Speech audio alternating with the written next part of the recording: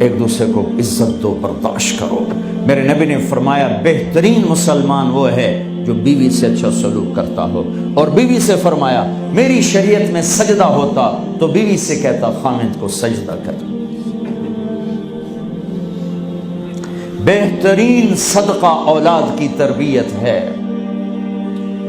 پورا گھر میرے نبی نے نقشہ، ہر ایک کی قیمت بتائی۔ ماں تیرے قدموں تلے جنت، کا کاش میری ماں زندہ ہوتی، تم دیکھتے میں کیا کرتا، میں عشاء کی نماز کے مصلی پر ہوتا، میں سورۃ فاتحہ پڑھ رہا ہوتا، ادھر سے آواز آتی میری ماں کی محمد، تو میں نماز توڑ کے کہتا لبیک اماں جان۔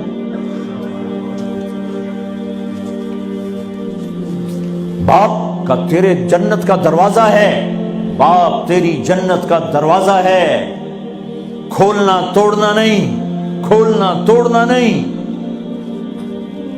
توڑ دیا تو جنت میں نہ جا سکو گے۔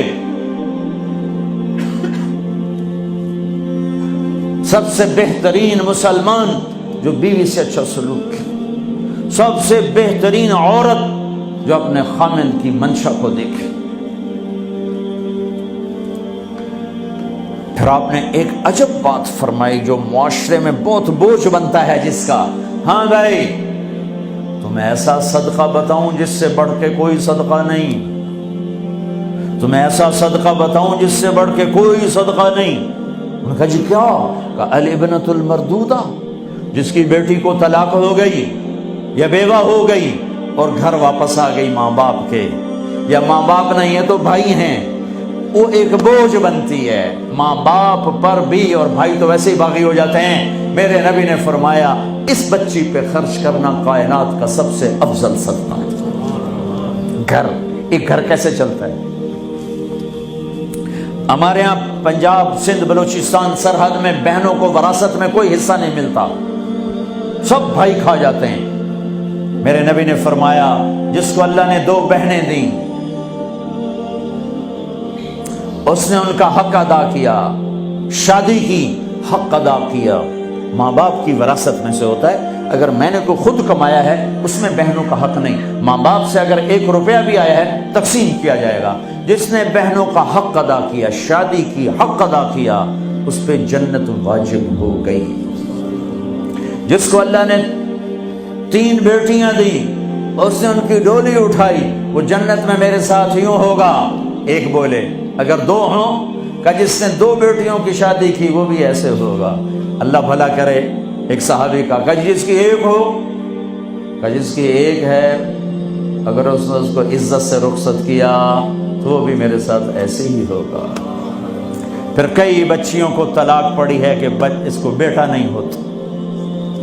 یہاں آنے سے پہلے کا واقعہ، پنڈی سے بچی رو رو برا حال اس کا، میں تو فون سنتا ہی نہیں ہوں ایسے کہ میرا تو کلیجہ پھٹ گیا ہے۔ ہے کہنے لگی کہ سسرال نے کہا تھا بیٹی ہوئی تو طلاق دے دیں۔ میں نے کہا اس میں میرا کیا قصور ہے، اور بیٹی ہی ہوئی اور مجھے طلاق پڑ گئی اور میں گھر آ گئی 22 سال کی عمر میں۔ بیٹی دینے والا اللہ اور ظلم کرنے والا سسرال۔ میرے نبی کو اللہ نے بیٹے دے کے اٹھا لیے، قاسم اٹھا لیے، عبداللہ اٹھا لیے، ابراہیم اٹھا لیے، 4 بیٹیاں دی، 3 زندگی میں اٹھا لی، زینب، ام کلثوم، رقیہ، تینوں آنکھوں کے سامنے چلی گئیں۔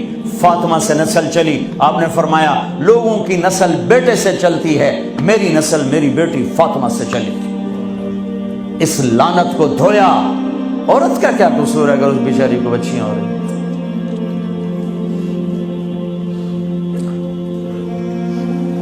جس نے اپنی بہنوں کو حق ادا کیا، جس نے بیٹیوں کو ڈولے میں بٹھایا، ان کا حق ادا کیا، کہ جنت میں یوں ہو جائے گا۔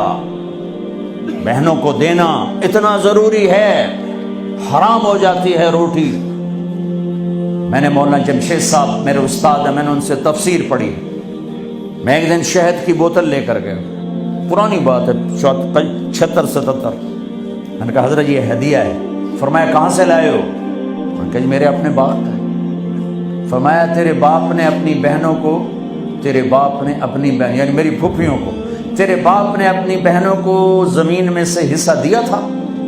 یہ سوال کیوں کیا؟ 10 روپے کی شہد کی بوتل تھی اس وقت، کہ اگر دیا تھا تو یہ میں لے لوں گا، اگر نہیں دیا تو پھر یہ حرام ہے، میں نہیں لوں گا، یہ مطلب تھا۔